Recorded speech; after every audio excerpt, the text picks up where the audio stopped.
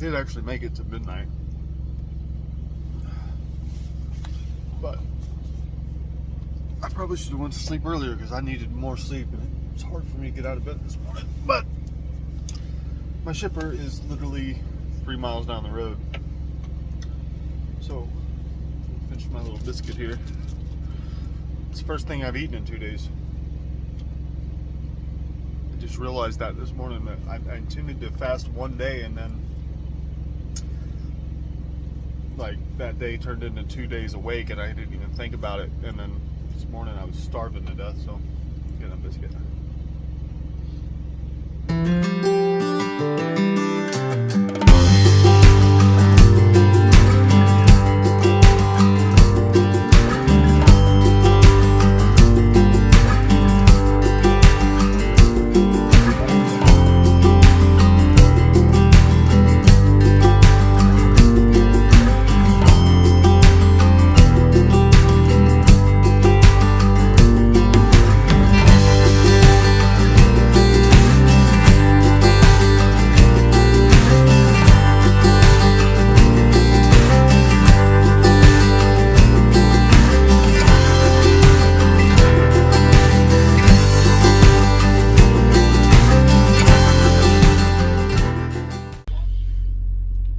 Had this driver in over here in the door next to me. I'm not going to show his face because I don't want to embarrass him or anything, but he came up to the truck and he had some questions on his GPS, and I showed him how to work his GPS.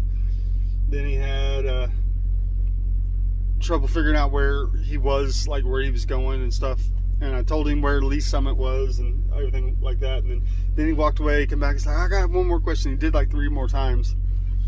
And I kind of got a piece of the puzzle there, that like he's either super new, or he just doesn't know what he's doing. But I wasn't offended that he asked. I'm actually impressed, because a lot of these guys will just beat their head over a rock trying to figure stuff out instead of going and asking somebody that knows what they're doing. So I was glad to help the guy. It was just interesting that, because he had like one question and I'd answer it, and he'd start to walk away. He's like, oh yeah, I got one more question for you, and he asked this. I'm like, all right, man, have a good day. Start to walk away, stop halfway in front of my truck. Oh, I got one more question. I was like, all right, brother, what do you need?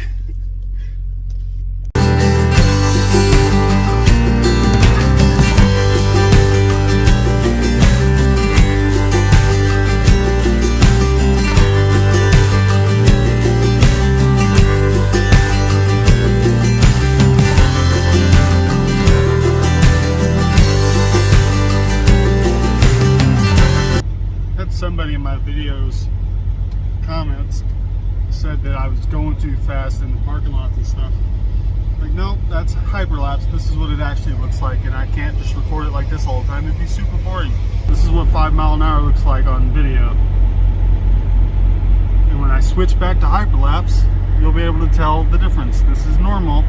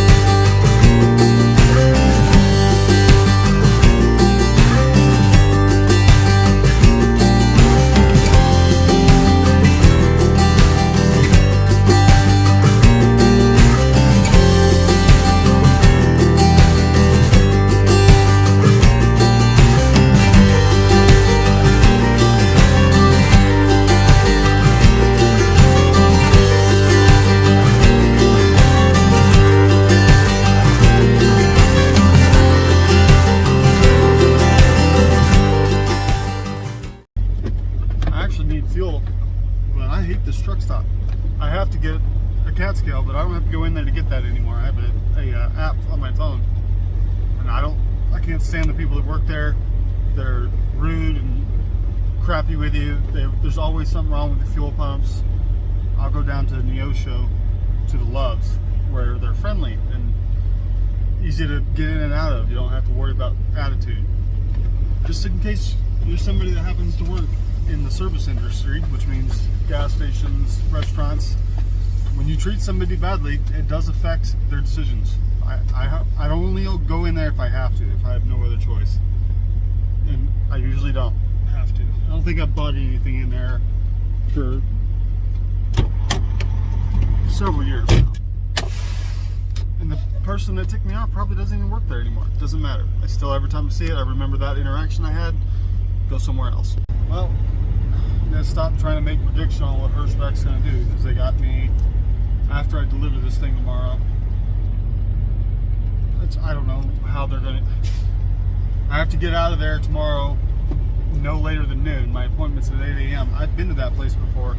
They may not get me out of there until 2, 3 o'clock in the afternoon, unless tomorrow is just a different day for them. Because every time I've ever been there with K&B, because I used to go there all the time with K&B, it was like a 6-7 hour deal. But either way, dude, you're like 300 yards away. Of course you can go.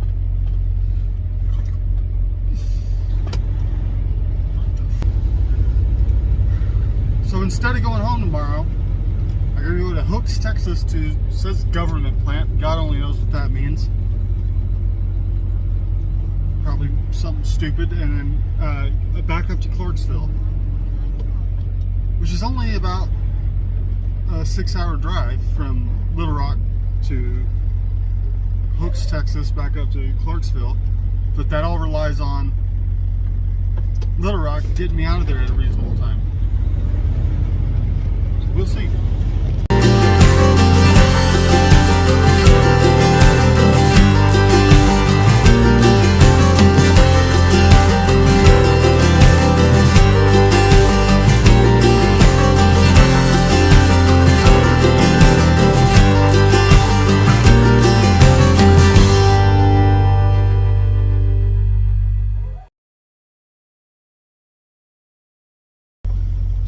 One of the main factors on why I prefer driving at night. You know, getting fuel at night doesn't take me but 10-15 minutes. Getting fuel during the day, every fuel island's full. Most of them have people behind them. Some of them have people behind them and in front of them. I'm gonna open up.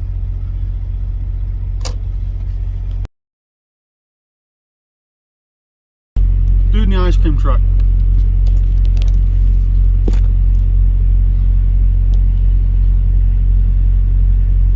Out of the fuel island right here next to me, and when he pulled through there, there's a little bit of a hump here. Maybe you can see it when I drive over in here, because I gotta get reefer fuel.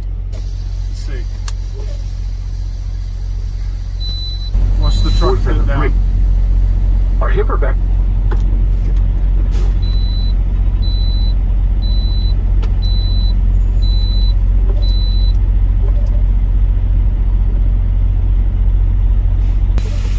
Came over that hump so fast his back tires came off the ground. When I asked him why he did it, so it's automatic. It doesn't go that slow.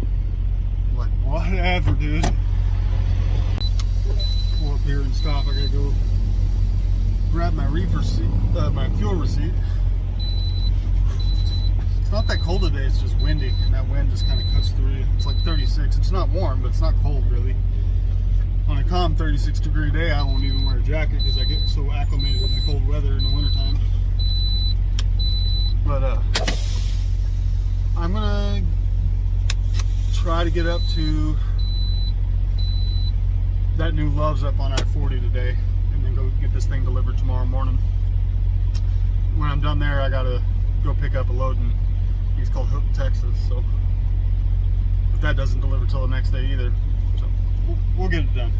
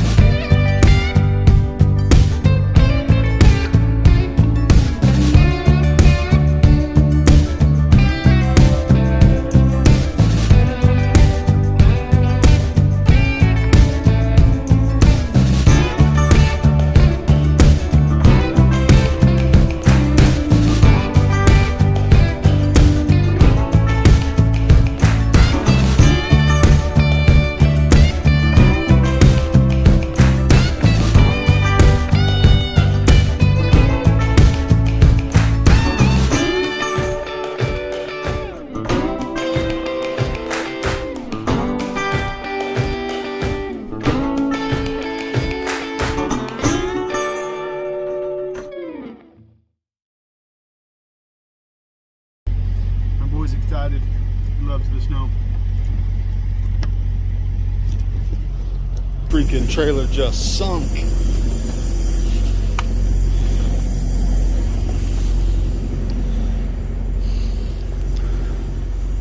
Crazy thing is, I'm in Arkansas. This is the most snow I've seen all year. I've been up in Iowa. I haven't seen it snow, and it came in overnight. It was probably a good 3-4 inches here. Deeper in some places than others. Yeah.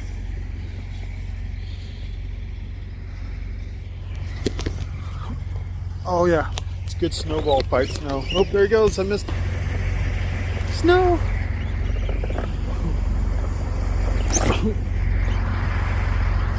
Oh, dang boy. It's about knocked me over. I'm saying it's a good snowball fight snow. Just sticks together.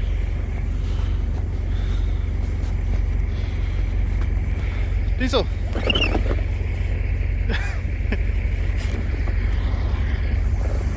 Oh, God, you broke your leash. He was strong. He just pulled that freaking thing right out. He's doing some math, and I don't want to fight idiots during daytime traffic if I don't have to. I always will park early if I can drive at night without messing up my next load. So I'll show up there at PFT in Little Rock 7:30 tomorrow morning. My appointment's at 8. Hopefully they'll get me unloaded in a couple hours. Even if they don't, my 14 will reset and I'll have enough time to get down to Hook, Texas, pick that load up, and then park and go deliver that thing the next morning. So that's what I'm gonna do. Park here, roll out of here at like 3:34 in the morning. Well, no, because that's not my job. When I take the truck in for service or to get oil changes and stuff like that, that's when they're supposed to make sure that there's enough oil in the truck. Making sure there's oil in the truck is not my responsibility. I think at some point I'm just gonna have to accept that I'm only gonna get sleep every other day or so, because I pulled in here. I actually kind of felt a little tired. I mean, I didn't have a long day, but I felt tired enough that I could probably catch a nap or something. It's 10 hours later now. I didn't catch a wink. But my first stop here today is only 3 hours down the road, and they usually take a couple hours. So if I get tired there, maybe I can get a nap in. And then after I'm done delivering there in Little Rock, I got to go down to, I think it's Hooks, Texas. It's like another 3-hour drive southwest of Little Rock, and then that goes up to Clarksville, Arkansas for Friday. As soon as I can get there, basically. There's no appointment on it, so they'll take it. It's like a first come, first served place, which I love, because most of the time those places aren't all that busy. I mean, I guess I could have a bad day and get in there on one of their really busy days and get held up for a while, but I doubt it. So I'm going to try to get there as early as I can on Friday, get empty, and head on home. But we shall see how that goes. I don't ever get my hopes up with stuff like that, because you never can tell. And if you get all excited that one thing's going to happen and then it doesn't, you're setting yourself up for disappointment. There's enough of that in the trucking industry. We don't need to be setting ourselves up for fails. Good morning to the diesel dog. Hey, buddy.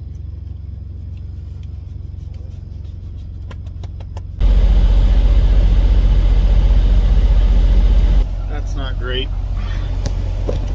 don't think this truck stop has air either. There's one up the road there in Alma. I know they have air. I'll pull through the island here and see if they have air there. If they do, I'll fill it up here. But keep an eye on it today. It's been kind of slowly leaking out. I can't hear an air leak.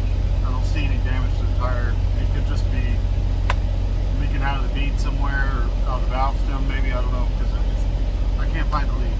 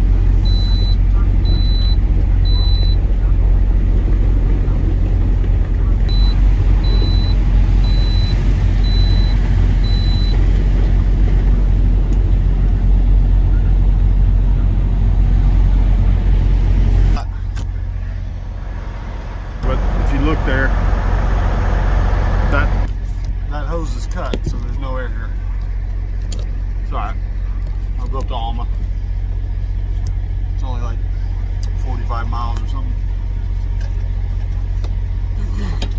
No, it's less than that. It's like barely 30 miles. It's not flat, it's just low.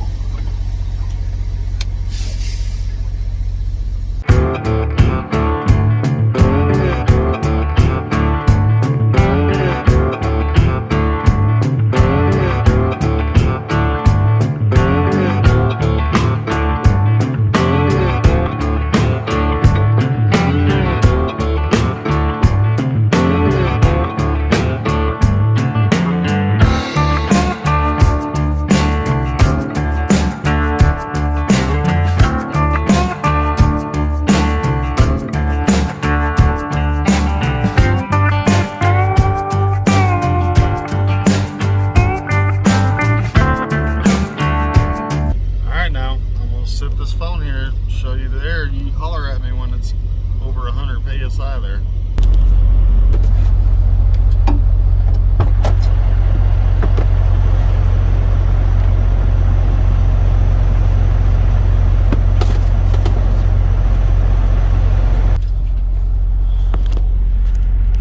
Well, never mind. This one's froze up. I gotta go all the way down to the end to get air. It's the only one that had air in it.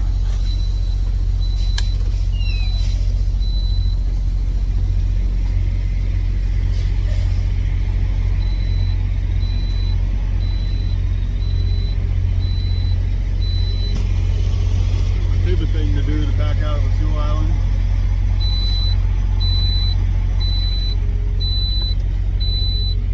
But every now and then you gotta do it in a pinch. Just do it slowly, give people to see what time to see what you're doing.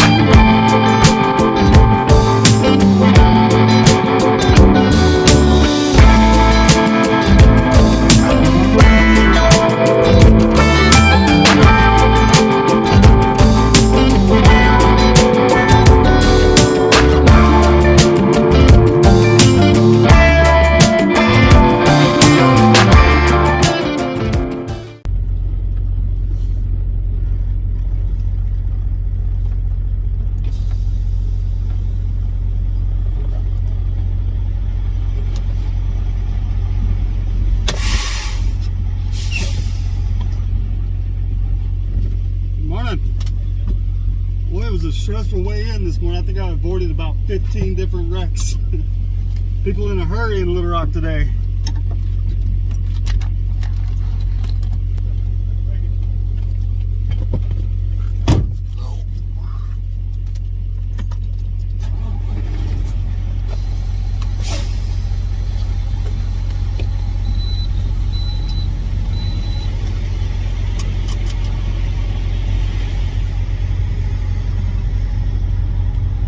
I was double guessing my directions this morning on the way in because it didn't look. I saw the PFG place on the other end and it didn't quite look right. But I found it, but it looks like they took me off that other load. I don't know what happened there. So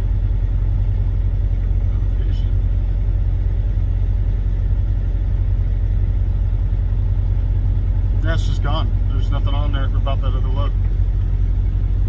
Park like a jerk.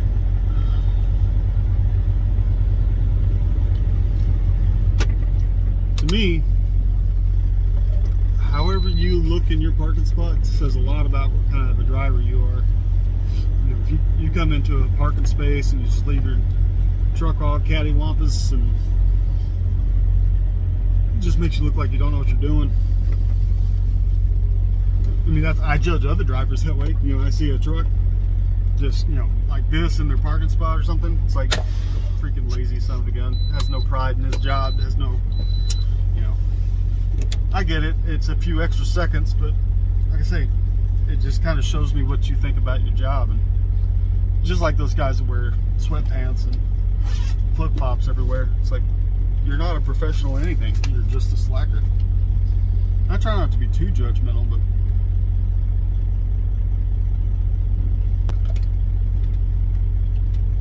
also, I always carry a pen in these places because for some reason, a lot of truck drivers don't.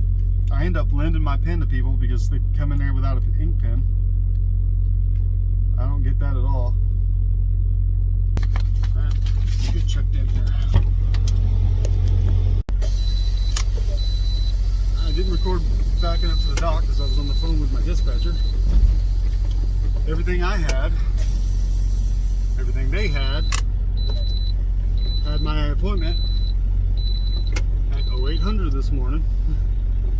When I got here, she's telling me my appointment was at 6.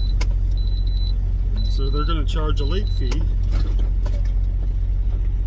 When I thought I got here 45 minutes early. Let's send my arrival real quick.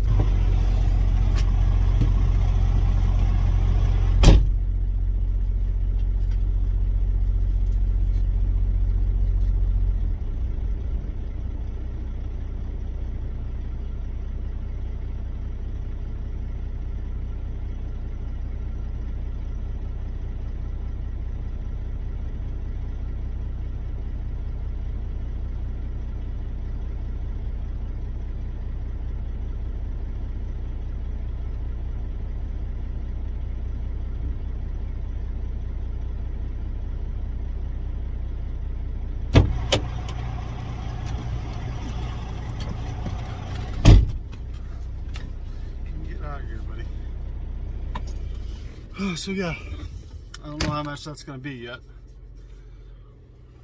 but I'm sitting here thinking I'm early and I'm actually late. But they're not going to charge me for it because I got here when I was told to be here. Nothing I can do about that. I could have left another hour earlier and got here at, well, heck, I could have left an hour and a half earlier. Really, I could have left 3 hours earlier if I needed to. Could have gotten an 8, but I thought I left on time. And I got here at the time I intended to get here. And there's going to be a late fee. Did you see some of that traffic on the way in here? Freaking nuts. Punches in the face. Punches. Punches of bunches of punches. It's a good shake. That's a good shake. You a fist pump? Oh, pitch bump. I know, but you can't get out here. Come here. Oh, belly scratches. Belly scratches. All right, back up. I better call her and ask what we have planned today now, because that load's gone. Still not sure what we're doing today, because they took me off that other load without telling me. I called her about it. It's like, oh, how much hours you got left? Because they're still trying to get me into Kansas City yard to fix that little scratch on the deer guard. Ain't no mention of the steps that got bashed in. Just the deer guard. And the deer guard's not even broken really. It's just some of the coating got rubbed off of it. That got backed into me at the truck stop 5 months ago or something. It's starting to get rusty because it's got nothing to protect it. But it's not like falling off yet or anything. I really love moving trucks around and freaking morning or evening when you can't see. The sun's in your face.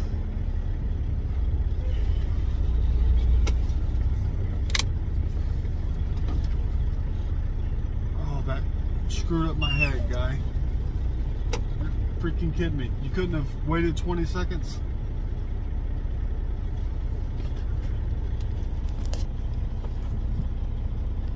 What the?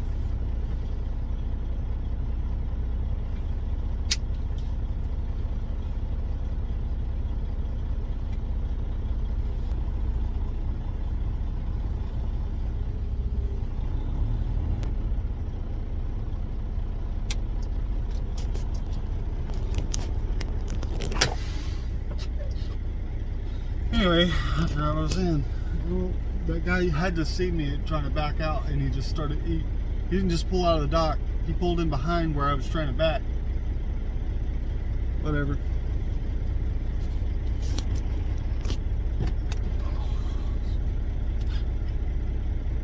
Anyway, I don't know what I'm doing yet. They haven't told me anything. They charged me $110, by the way, for being late. When all the information we had was 8 a.m. If that's not extortion, I don't know what is. You know, the brokers that gave us the load told us this time. I showed her on our system where it showed 8, and they charged us $110. It'd be pretty easy to fake that. Like, I don't know what, they don't have any evidence to show me that they were expecting me at 6. Just her word. And we had to pay it or they won't receive the load. I mean, the broker will have to refund us on that because they gave us the wrong information. I got here on time according to the information we had, but somebody's getting screwed somewhere. Diesel dog. He wants to get out, but I can't let him out here.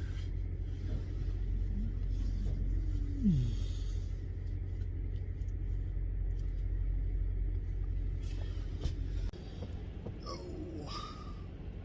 They were pretty quick today. I got in and out of here under an hour and a half. I think that might be because I was so late and they're trying to get out of here for the day. I know, buddy. We're going to go somewhere you can get out in just a minute. Don't worry about that dog. There's some dog over there behind the fence barking at us. Hush, bud. Okay. Still don't know what they're doing. I guess I'll call before I head out of here. I'm hoping they just decide to have me drop this trailer in Springdale and go home.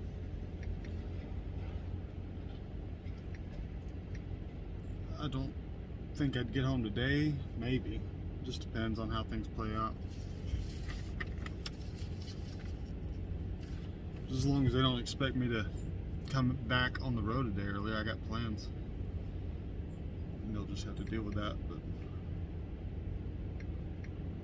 I set myself up where I could have went and got that hooks load. I don't know why they changed it. We'll give old Heather a call, see if they figured anything out yet. She just said, hang out here for a minute. They're working on something in Memphis. Just kept me on the freaking load that you had yesterday. It would have been, I planned for that, and now I have no idea what this is going to be. hate that. You go to bed expecting to do one thing. They don't tell you when things change. It's just different. Really don't want to go to Memphis today, because I won't get out of Memphis today unless it's on a drop and hook trailer, which I don't know where the hell we'd load out of Memphis with a drop and hook, but I've not been with them long enough to know that. So I don't like Memphis. Not a big fan of Memphis. I don't know any truck drivers that enjoy Memphis. Maybe there's some out there, but I've not met them.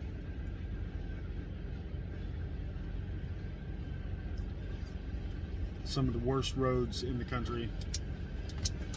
Some of the worst attitudes on the road. People do not like trucks. They'll cut you off, brake check you, all kinds of crazy crap. No worse than I got here in Little Rock this morning.